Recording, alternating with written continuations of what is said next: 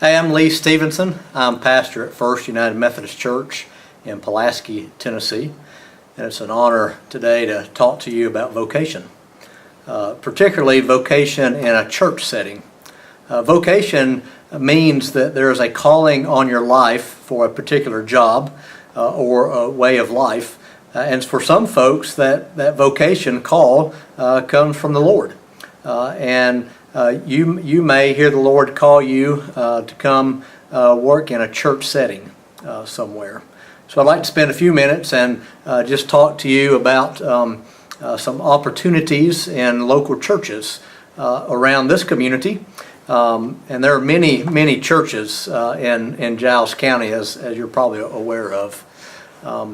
We'll just start at the pastor role, and depending on the denomination, different denominations require different education to be a pastor. Some denominations or churches require not much education, a high school diploma perhaps, and other denominations will require a master's degree. And that is your high school education first, and then a college degree, and then a next level up, a master's degree. There's also some jobs in music in local churches, playing the piano or an organ, or playing the guitar or drums. You might be able to find a job. Also directing a choir if you're musically talented. Some churches also have directors of youth, and youth directors help folks your age to follow the Lord and learn to be a disciple of Jesus. They also take trips to amusement parks, ball games, swim parties, and a lot of fun activities as well. There are also folks who work as directors of children's ministries, and they usually are geared toward an elementary age, planning Sunday school and special events, and helping those children learn what it means to be a disciple of Jesus.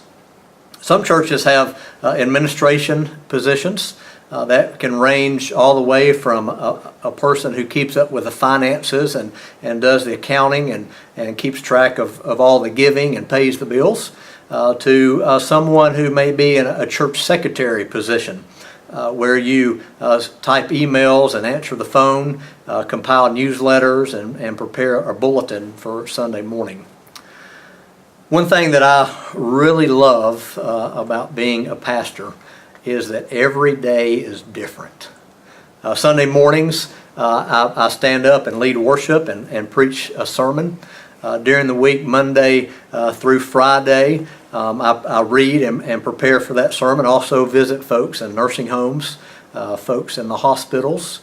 And you never know as a pastor what is going to walk through the door and just direct your day.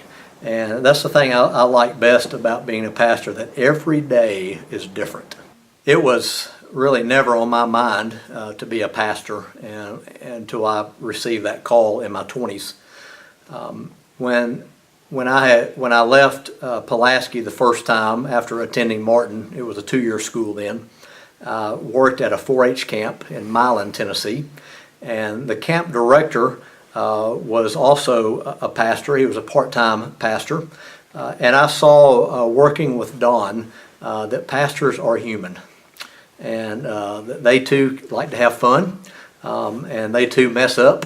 And having a great relationship with Don and seeing him as a preacher and as a human, that really prepared me and opened me to hear God's call in my life, and I really really appreciate Don being authentic in who he was, and there's been other mentors along the way that has helped guide me, and I still have mentors who mentor me, and I lean on and call for advice.